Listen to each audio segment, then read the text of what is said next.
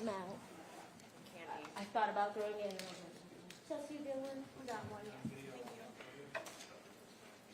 Sure, really can't hold it. If you just leave them there, in case anybody else comes in. I think they want There was to. 2 left. An extra camera, I saw We that. have two. Oh. Local 12 has you double team. Gotcha. Are we missing anyone? Because I have a couple minutes early, which I don't mind starting early unless we're gonna neglect the folks that aren't here. Yeah, that'd be great. What do you think? Is anybody gonna be live streaming this, Yes. Well, like on TV? like on your website? I think they are. In the past, some people have broadcast this live on the We website. are not. Local 12 is. Okay, just be advised that the videos that we are going to watch are not edited, and there's some choice words that probably wouldn't pass FCC regulations that some of the officers, or one of the officers use. I'll let them know. Thank you.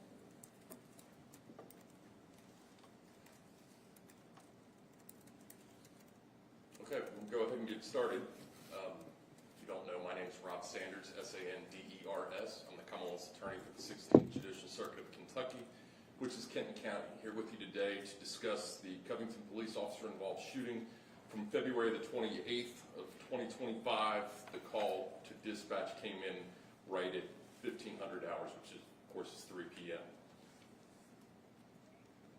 I'm going to start with the 911 call so that you can be aware of what the officers, or what the dispatch center learned, which was in turn broadcast to the officers. So I don't have the police radio traffic on here, but the entirety of this call was relayed to the Covington police officers responding.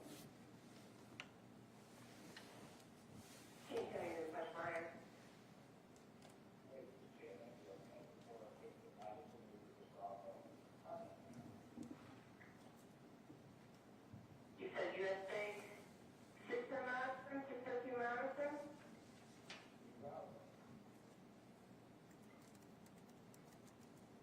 Okay. What did they look like?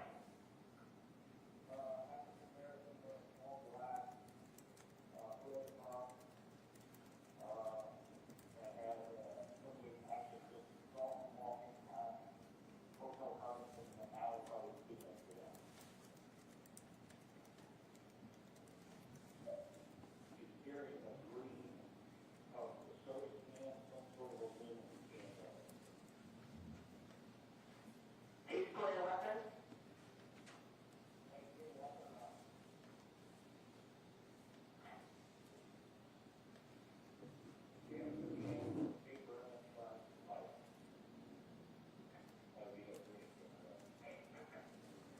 So, they didn't, he didn't show a firearm of any kind? Okay.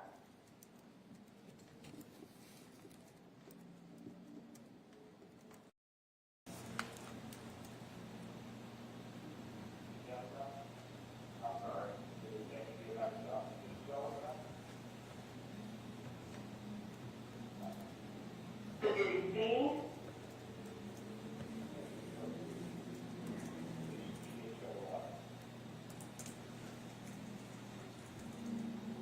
Okay.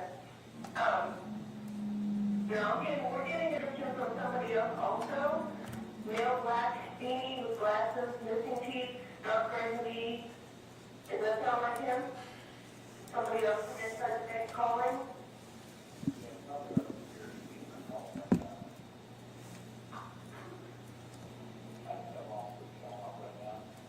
What is your name? Sheriff, I need to call you back. Are you 4960761?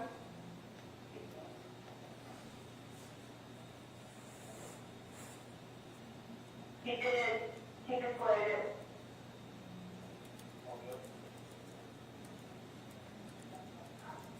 Okay.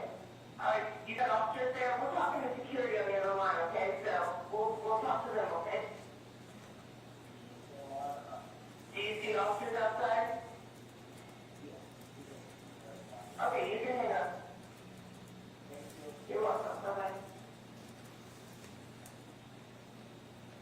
Okay, the call that we just heard was a call from one of the bank employees actually inside the U.S. Bank at 6th and Madison. There was an additional 911 call from the U.S. Bank Corporate Security Office. That caller relayed very similar information. However, that caller was not inside the bank. They were getting things secondhand. There was also one other call after the shots were fired from someone inside of the Hotel Covington, but that was after the bank robbery. So what's important to glean out of this is that the officers were told that the suspect that they were looking for was trying to rob the bank using a can of gasoline, as well as brandishing a handgun, along with the description of the suspect.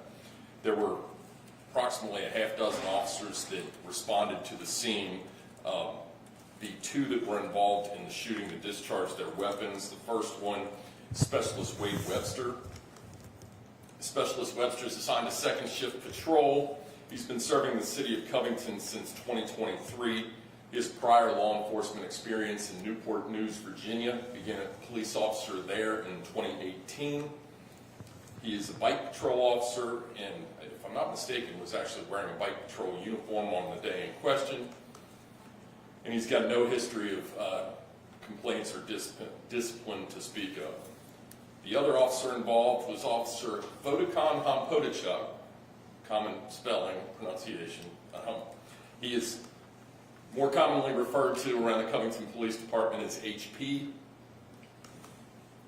He is also on second shift patrol, serving the city of Covington this go-round since October of 2023. However, he has prior law enforcement experience, 20 years with the city of Covington before retiring, and then he was hired by the City of Independence Police Department before returning to the city of Covington. He previously was a member of the Covington SWAT team. He too has no history of discipline or complaints. Anytime you guys come here for one of my press conferences, it should be an automatic trigger warning, because all we do is talk about horrible stuff. However, these videos are unedited and may contain both language and depictions that some people will find offensive.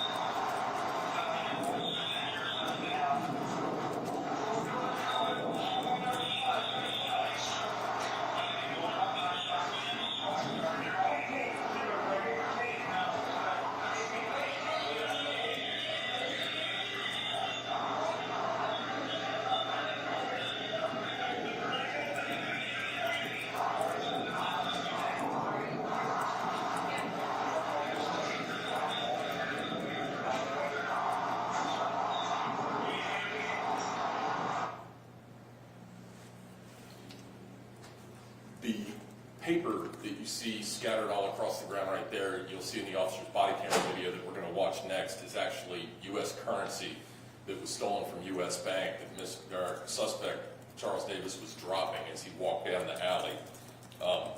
What you'll see on the body cam video that we're going to watch next from Officer Webster is that he has arrived simultaneously with Officer Josh Denny, who went to the front door of the bank and stayed at the front door of the bank. Officer Webster was flagged down by an employee of the hotel who was pointing down the alley, directing them to where the suspect had gone.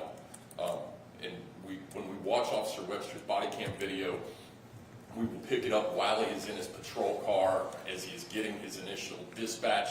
If you're not familiar with the way Axon body-worn camera systems work, the cameras are always recording the video, but not audio. So the first 90 seconds of any body-worn camera is going to be without audio. That's not a malfunction, that's the way the camera system works, because it is actually backing up in time and saving the last 90 seconds of video before the camera was activated.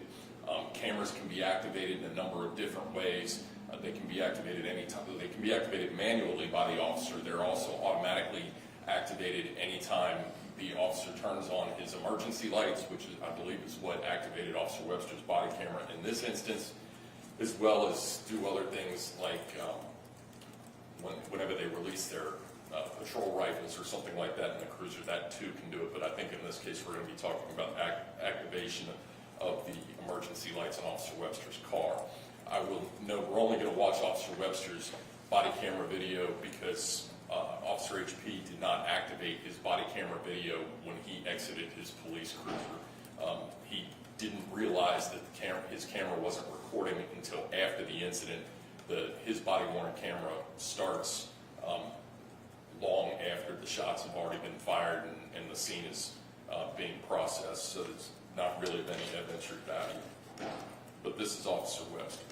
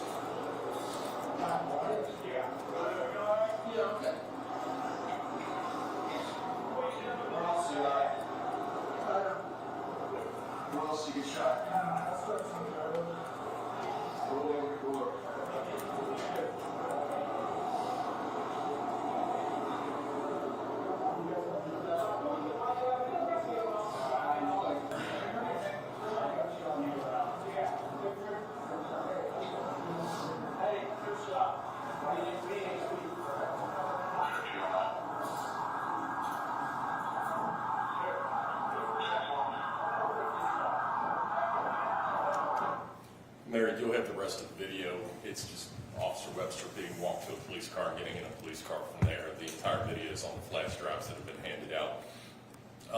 Kentucky Revised Statutes 503.050 is the law that discusses justified uses of deadly force in Kentucky. The law is no different for police officers than it is for any other citizen. What is important to remember is that the law is not we don't look at it in hindsight. It's not a 20/20 hindsight that requires us to look at the situation from the standpoint of the officers, what they knew and what they were dealing with at the time. And in essence, what Kentucky law says is that anyone in Kentucky is justified in the use of deadly force if they reasonably believe from what they knew at the time that the use of deadly force was required to repel someone using deadly force on them. In other words, if what someone was about to do to them would result in death or serious physical injury, then the use of deadly force is justified. In this situation, this is what the officers were dealing with. Now, granted, this is when the second volley of shots were fired. This is what Officer Webster was looking at. But they had already been dealing with a suspect they knew was armed. They were told with a firearm. It threatened a gun, brandished a gun at the U.S. Bank before this confrontation in the alley.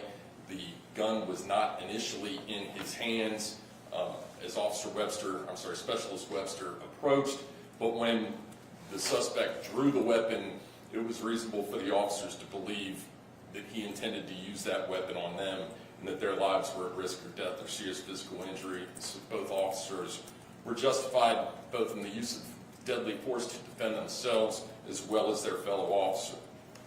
As it turns out in this case, the gun that Mr. Davis possessed wasn't actually a gun. This is some kind of toy gun or Nerf gun that, as you can see in the pictures, has been modified with a dark colored tape in order to cover up any indication that would have let the officers know that the suspect was actually brandishing only a toy gun. However, as you can see in the photo on the left, the gun that he was holding, albeit a toy, looked very real to the officers. I've got to say that if I was ever faced with someone pointing a gun at me like Officer Webster was having a gun pointed at him, they could count on me firing it back at them as well. What this means is that we are declining to proceed with any criminal charges. There's no probable cause to believe that any criminal offenses were committed by the officers, in case not be presented to the grand jury, because prosecutors are ethically barred from any further proceedings when the prosecutor doesn't believe that there's probable cause that a criminal offense was committed. The copy of this letter in stating my findings, as well as the intention not to take the case to the grand jury, is on the flash drive that's been handed out to you. Our suspect in this case is Charles Davis. These are various still shots from the video, but you can see, again, it looked very much like a real handgun that he was brandishing, certainly real enough. Mr. Davis was born in 1962. His latest known address is in the 1200 block of Scott Street here in Covington. He hasn't been a lifelong resident of Kentucky, however. He's got nothing but minor, mostly alcohol-related offenses on his criminal history in Kentucky. However, his NCIC shows that he's got prior arrests in Alabama for burglary, receiving stolen property, fraud, and manslaughter. He's now facing federal bank robbery charges. The FBI has intervened in this case when Mr. Davis was originally transported to University of Cincinnati Medical Center for treatment of his gunshot wounds that were, to my knowledge, never life-threatening. Once he was released after a few days in University Hospital, he was arrested on the FBI's criminal complaint charging him with bank robbery. Mr. Davis is currently housed in the Campbell County Detention Center. This, fortunately, is a very straightforward case, I believe. Probably the most important thing to note is that no officers were injured during the capture of Mr. Davis and the investigation of this bank robbery. I will, however, field any questions you all might have at this time. How many shots were fired, and which officer fired which shots first? Kentucky State Police investigated the case. They have done a round count. I don't know off the top of my head. I've known it's part of their investigation, but I don't remember exactly how many shots were fired. The first shots were fired by Specialist Webster and subsequently by Officer HP. Officer HP then fires 2 more subsequent shots as the suspect continues to brandish the weapon, and then again as the officers are struggling over the weapon with him. And if you slow this, the computer program when we download these doesn't have the same slow motion function, frame by frame function that the Axon system does, but you all, I trust, in the news media will be able to slow this down. When you do, you'll see that as they're wrestling with Mr. Davis, struggling over this gun, he is bringing the gun towards Officer HP's head when that last shot is fired, and that's why the last shot is fired, because he was successful in getting his arm out of Specialist Webster's grasp and was moving the gun towards Officer HP's head. It was hard to see in the video, but were they trying to perform life-saving measures on him? Yes, Mr. Davis still had pulse, so there was no need to perform CPR, but they did cut his clothes off him, and they were applying tourniquets and bandages and things until the fire department arrived on the scene just a few minutes later. The fire department's just right up the road. In the other body-worn camera videos that I've seen from the other responding officers, not the ones that shot, because they were removed from the scene, so you only get a limited idea of exactly how much emergency medical attention the officers provided. But when you watch all the other officers' body camera videos, you can tell that they are going to great lengths to try and save Mr. Davis. Where is he now? In the Campbell County Detention Center. So I know the original call for service mentioned a can of gasoline. Was that recovered at the scene? I don't know. The FBI took over the investigation. I know that at the time that I was on the scene, the can of gasoline had not been recovered yet. Subsequent investigation found about the bank robbery, I don't know, because we have let the federal authorities take that case. How long did this all play out from the call to when Mr. The Davis? shots were fired. Yeah. Like you saw Officer Webster's video there, it's not more than just a few minutes. Can you explain how rare or common it is for when a suspect is shot for them to like still be able to get up and reach for their gun, and explain like why multiple shots sometimes have to be fired? Well, you have to keep firing until the threat is neutralized. That's what the officers are trained to do. That's what anybody, once they make a decision to use deadly force, it doesn't really make sense to use deadly force and stop if the threat still exists. So they are trained to continue firing until the threat is neutralized. In this instance, I've never seen anything like this. I'm sure it's happened before. In my career, I've never dealt with a case where somebody was shot and then popped back up and reached for the gun. That was a first for me. Certainly gives you an idea of how Mr. Davis, how intent Mr. Davis was on this confrontation with police. I don't know if this was a instance where he was intending to commit suicide by police or whether this was some other sort of mental break, but he knew or should have known that he had a toy gun in his hand, one that was not actually capable of injuring the officers, however, one that certainly looked real enough to get him shot. And then even after he was shot, usually when I've seen cases of people that are committing suicide by police, after the first time they get shot and it hurts really bad, they stop. So he was either very intent on getting them to finish the job by shooting him again, or else he was suffering some other sort of mental break where he thought that retrieving that toy gun was going to help his cause. Has your office filed or do you plan to file any additional charges for the threatening and brandishing of firearm? Charles Davis? Well, no, because there's no wanton endangerment charge against Mr. Davis here because he pointed a toy gun at him. So, that's significant that it's a toy and why we're not pursuing like a wanton endangerment charge. However, the fact that it was a toy is not significant when it comes to the officer's decisions to use deadly force because the gun looks so real. I'm going to ask the distinguishing between the toy and the real gun. I mean, just really how hard is that in a split second like that? Because in that one picture, it looks real. It looks real enough. That's if somebody's going to go commit any kind of crime with any gun, they're greatly increasing the chances of them getting shot by police. But using a toy gun is no different than a real gun when it comes to the police officer decisions, especially if the gun like that one had been altered in order to make it look real, to defeat whatever safety precautions that toy had on it, to bright colors, things like that, were covered up by the dark tape that had been wrapped around the gun.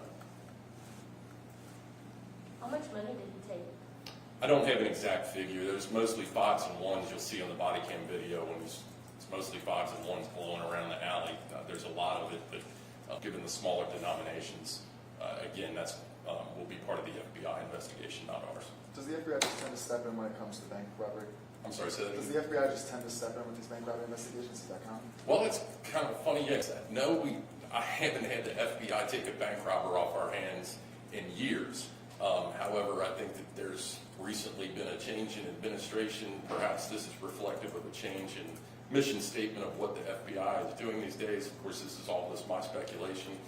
But we just had another bank robbery today in Covington, so we'll see if they take that one off our hands too. I know that you said that Officer HP's body camera wasn't on. Was it not working, or like you said, he thought he turned it on? He did not respond lights and sirens, so his did not kick on automatically like Specialist Webster's did. That means that in order for him to start recording, he would have had to manually activate it. At the time he pulled up next to that alley, HP parked right at the top of the alley, got out of his cruiser, and could hear Specialist Webster screaming, "Drop the gun, show me your hands," things of that nature, and he just forgot. So certainly in a perfect world, he would have kicked that on manually, but under the circumstances, given what he was hearing Specialist Webster scream, I can understand. Fortunately, we have both Webster's body camera functioning properly, as well as that nearby business security camera that both clearly depict what happened. Yes, sir. Is this presentation in the flash drive? Yes, sir.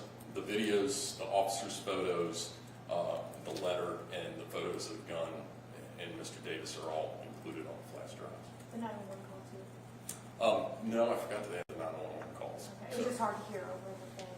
Actually, I'd say if you email me, I can email you the 911 call. It's not a very big file. Likewise, I've got these, if for some reason you only access to these, it's easier for you. I've got them on my YouTube channel for my office. I just didn't think it would be real practical to put a YouTube link in the presentation, but if anybody wants to get them off YouTube, just send me an email and I'll email you the links. So what's next? That is up to the U.S. Attorney's Office. They'll be the ones pursuing an indictment on Mr. Davis for the bank robbery. As far as I'm concerned, Specialist Webster and Officer HP are cleared to return to duty. I know that the City of Covington still has their administrative process, their internal investigations, things like that, that are underway, as well as officers are typically sent to see a psychologist to make sure that they are fit for duty before returning to duty after something traumatic like this. So I don't know where that stands in the process, but in terms of the investigation into any potential criminal charges is closed now. So sort of KSP wrapping up a few loose ends, waiting for things like toxicology reports on Mr. Davis's medical records, things like that. That's the only thing that is preventing them from closing their file. Just to make sure I have the procedure right, so you guys invited Kentucky State Police to conduct their investigation. They conducted that investigation. You made your decision based off of that? Yes, that's absolutely correct. It has pretty much become, it's not a state law or anything, but it's pretty much become standard operating procedure, not just in the City of Covington, but for all of our local police departments, that if they have an officer involved in use of deadly force, state police critical incident response team is called in to handle the investigation into the use of force. And then in this case, it just so happens the FBI took the bank robbery off our hands as well. So the City of Covington didn't have anything left to investigate. They just had their internal procedures. Anything else? Okay. Thank you all. Appreciate it.